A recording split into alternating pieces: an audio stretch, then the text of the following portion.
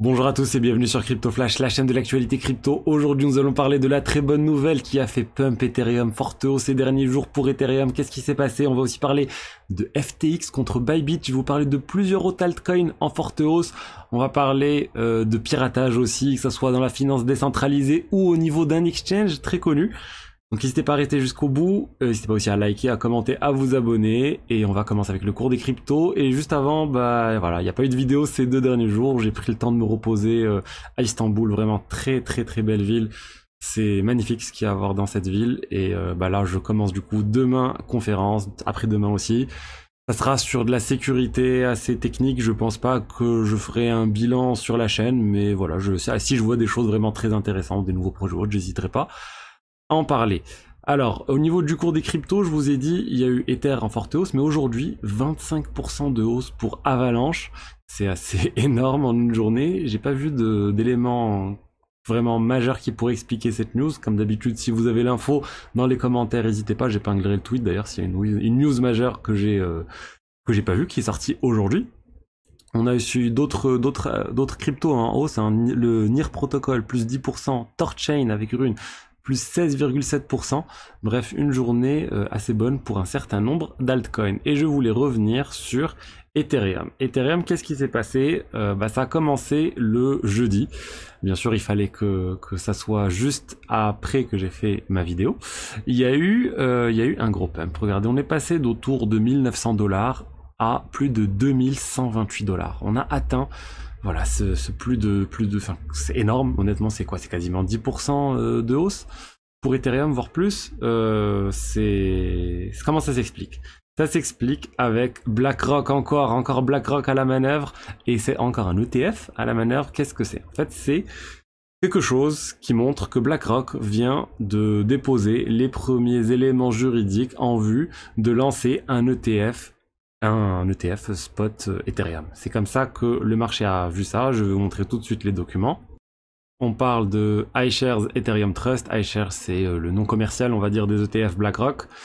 Et voilà, ça a été déposé. C'est quelque chose qui a été fait aussi pour l'ETF Spot Bitcoin une semaine avant l'annonce de l'ETF Spot Bitcoin, ou en tout cas du dépôt de la demande d'ETF Spot Bitcoin par BlackRock. Donc là, on n'est pas dans une demande de dépôt d'ETF Spot Ethereum par BlackRock, mais dans des éléments, plutôt dans des procédures administratives qui précèdent généralement cette demande. Parce que sinon, BlackRock n'a aucun intérêt à faire cette demande s'ils n'ont pas envie de lancer une demande pour un ETF Spot Bitcoin. Donc ça, vraiment, le marché a adoré pour Ethereum. Forte hausse, comme je l'ai dit. Il y a pas mal de gens qui se sont dit, là, il y a un train à pas louper sur Ethereum. Personnellement, j'ai pas racheté plus d'Ethereum, j'ai pas vendu moins d'Ethereum, j'ai juste gardé ce que j'avais en Ether depuis un certain temps. Ensuite, on va parler de l'affaire FTX. FTX, ça se passe là vraiment sur l'aspect juridique, avec FTX qui porte plainte contre Bybit. Donc FTX, l'exchange qui a fait faillite l'année dernière. Bybit, l'exchange qui se porte bien d'ailleurs, d'un point de vue financier. Ils ont pas mal de parts de marché sur le marché crypto. Et là, FTX porte plainte contre Bybit pour récupérer 953 millions de dollars. Et pourquoi ils portent plainte? Parce que ils auraient utilisé de leur privilège de VIP sur la plateforme pour faire pression sur des employés d'FTX et récupérer en fait plus de 300 millions de dollars, alors que les retraits étaient en train d'être bloqués, ou en tout cas les gens étaient en train de paniquer, et du coup il fallait prioriser ces retraits pour que ça passe rapidement, et eux ils ont utilisé de leur connaissance pour retirer ça très rapidement. Donc 327 millions, mais il n'y a pas que 327 millions, il y a 953 millions. Pourquoi?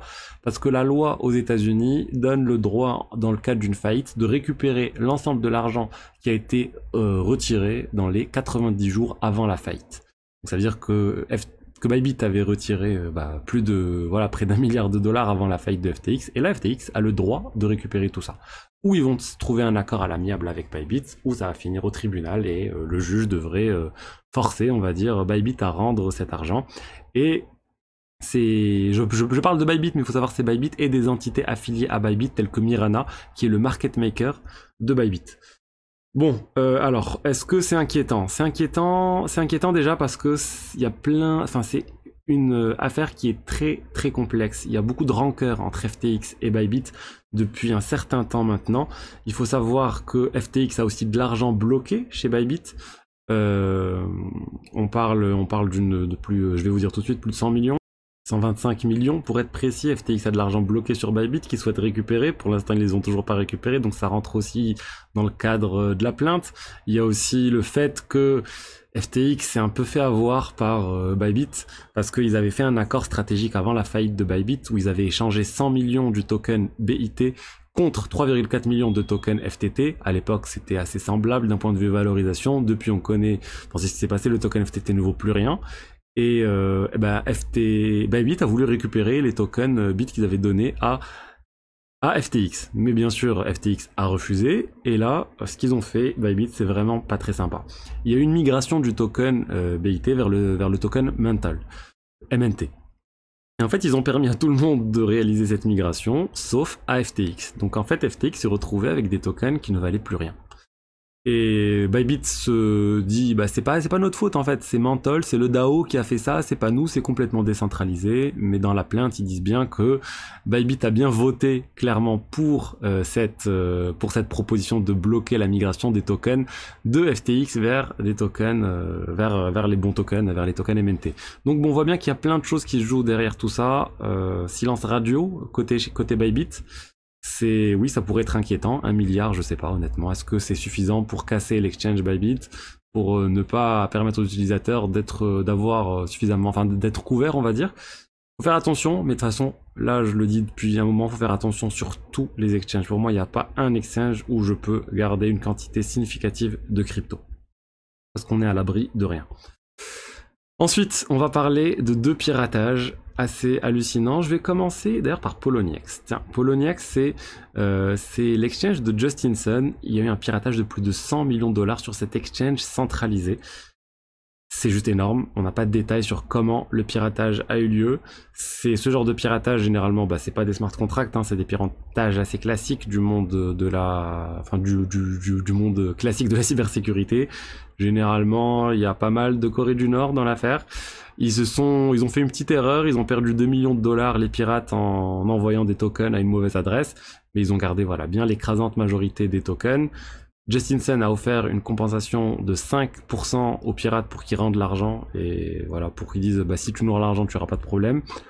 Je pense pas que ça va passer. Si c'est la Corée du Nord, ils vont jamais rendre l'argent. Si c'est effectivement un pirate tout seul dans son coin qui a trouvé ça, il ferait mieux de rendre l'argent. Mais voilà, ça c'est inquiétant. Justin Sun dit aussi, faut pas s'inquiéter, il y a suffisamment d'argent pour couvrir tout ça. Mais moi honnêtement, je fais pas confiance à tout ce qui se dit autour des piratages, autour des faillites. On a vu plein de choses se dire autour de l'affaire FTX, vous vous rappelez, de Celsius, etc. Et au final, on se rend compte que c'était faux. Donc voilà, soyez vigilants sur Poloniex, c'est avec ce qui est en train de se passer. On va parler aussi de piratage dans le monde de la finance décentralisée. Et là, c'était autour de Raft. Raft, c'est un fork de Liquidity, c'est un projet de stablecoin qui vient de se faire pirater, et c'est assez énorme. 3 millions de dollars piratés, mais surtout, attendez, le pirate n'a absolument rien gagné de tout ça. Il a fait un piratage assez complexe, très complexe, avec des smart contracts, avec des flash loans, avec des manipulations de prix, avec des donations. C'était vraiment très complexe à réaliser ce piratage. La faille n'a pas été trouvée par les meilleurs cabinets d'audit de sécurité, par TrailOfBits par exemple, n'avait pas trouvé cette faille. Il y a eu une compétition d'audit sur AdFinance qui n'a pas trouvé la faille. Bref, c'était quand même assez robuste d'un point de vue sécurité. Et le pirate, il a volé l'argent, il a pu obtenir 1500 Ethers en token. Et au final, qu'est-ce qu'il a fait? Il s'est trompé et il a envoyé l'adresse, il a envoyé les jetons, là, les 1500 Ethers, il les a envoyés à l'adresse 0000 sur Ethereum, l'adresse qui n'appartient à personne, l'adresse que personne ne contrôle. Donc au final, il a détruit 1500 Ethers. Il a détruit cet argent. Il les a burn. Quand on burn, concrètement, on envoie cette adresse, ça veut dire qu'ils sont jamais récupérés. Et c'est un peu comme s'il a redistribué cet argent à l'ensemble des détenteurs du token Ether. Parce qu'il y a moins d'Ether en circulation grâce aux pirates. Bien sûr, c'est très triste, hein, je suis pas content de ça. Mais en tout cas, il a pas pu profiter de ce piratage. J'aurais aimé que ça n'ait pas lieu. Mais au moins, comme ça, on sait qu'il a pas pu profiter de tout ça. Ça veut dire quand même qu'il va risquer la prison, il va risquer tout ça pour quelque chose où il a rien pu faire. En fait, il a rien pu tirer comme argent de tout ça.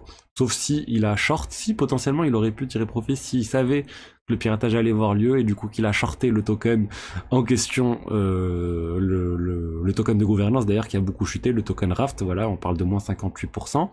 Mais surtout le stablecoin, regardez comment le stablecoin a baissé 94%.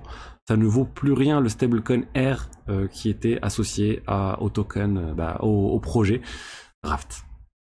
Donc voilà, c'était tout pour les actualités crypto du jour. Si vous avez aimé le contenu, n'hésitez pas à liker, à commenter, à vous abonner. Et je vous dis à demain normalement pour une autre vidéo. Au revoir.